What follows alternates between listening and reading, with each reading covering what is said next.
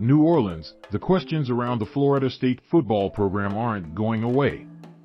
However, unlike the past 3 years, the questions are going to be positive ones. Is the 24-23 win here Sunday for the Seminoles over new coach Brian Kelly and LSU the biggest one in the Mike Norvell tenure?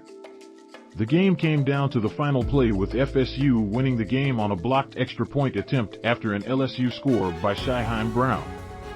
That's the question that will be asked over the next week after Florida State, 2-0, took down LSU, 0-1, in the Allstate Louisiana Kickoff at the Caesars Superdome in New Orleans.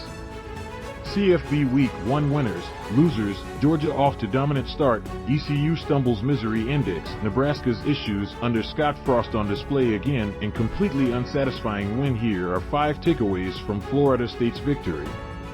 Special teams roller coaster. This game of course came down to special teams, with both teams struggling with the unit throughout the game. Shyheim Brown's block capped the win in a game with craziness on the special teams units. A few plays later, it was Wyatt Rector who recovered a muffed punt to put FSU in prime scoring position. FSU did not score on the drive, but it swung the momentum pendulum their way. Fitzgerald redeemed himself with a field goal from 25 yards out in the third quarter. The special teams unit for LSU also struggled.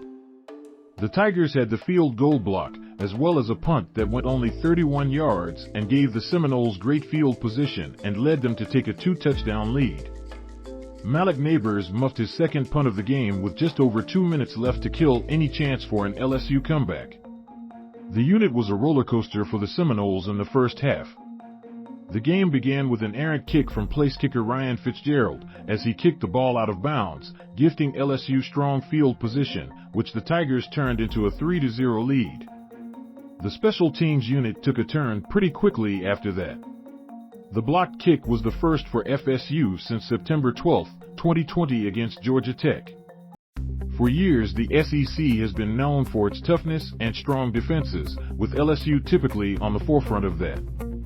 Sunday, the Seminoles went toe-to-toe with one of the toughest teams in the nation and did not bat an eye. A perfect example of that came in the third quarter when Travis delivered a strike to Ontaria Wilson for a 27-yard touchdown pass.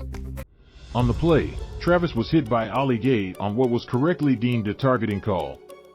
Wilson made a spectacular one-handed catch, but the play showed the toughness FSU showed all game. FSU limited LSU to 348 yards with most of the yardage coming with the Tigers trailing late. The Seminoles putting constant pressure in the Tigers' backfield to limit the run game and hold them to 39 yards of rushing from non-Daniels players. The Seminoles talked during the week about playing their game and not worrying about the opponent. They backed that up when taking the field. The constant pressure from the defensive line caused Jayden Daniels to run for his life all game, and he never established himself in the pocket. Daniels struggled, completing 26 of 35 passes for just 209 yards and 2 touchdowns. FSU possessed the ball for 34:06, while LSU had it for 2,400 hours 35. Jordan Travis and Spotlight Travis was the offense for the Seminoles on Sunday, especially with the run game never gaining traction. A week after rushing for 406 yards, FSU was limited to XXX yards and to XX yards per carry. Travis was 20 of 32 passing for 260 yards and 2 touchdowns. He also added 28 rush yards. When was Travis at his best? While leading the Seminoles downfield to their first score, Travis was 4 for 4 on third downs on the drive, including 2 completions for 8 and 9 yards to extend drives. On the day, FSU was 11 for 17 on the money down, with Travis contributing to all but one of them. Kayshon Boutte's name is going to be heard come the NFL draft in April.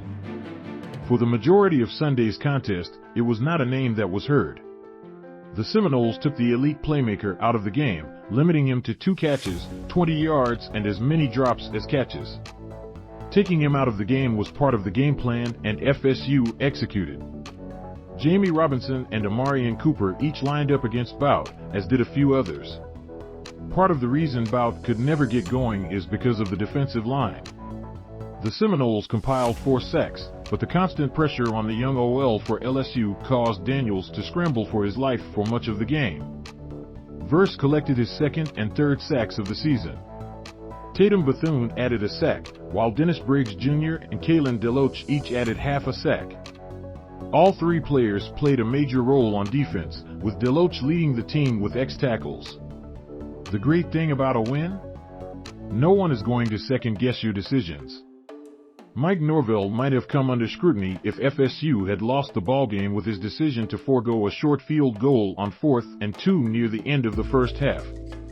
Instead, Norvell opted to go for it, with a pass from Travis to Pittman falling to the ground, giving the ball back to LSU in a 7-3 contest with 3:15 left in the first half. The analytics showed FSU's chances increased to 69% chance of winning if it converted.